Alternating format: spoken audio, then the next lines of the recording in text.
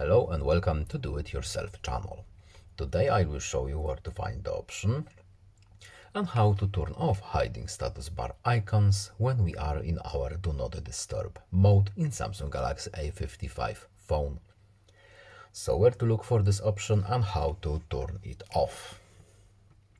First of all, we need to go to Settings, then in Notifications menu we have Do Not Disturb options.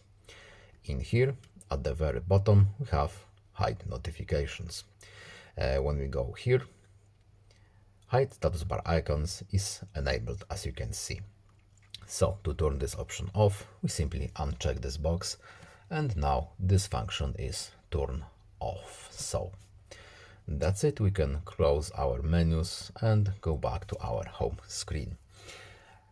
That's all. I hope this video is helpful to you. Please leave a like and subscribe. Have a nice day and see you in the next video. Goodbye.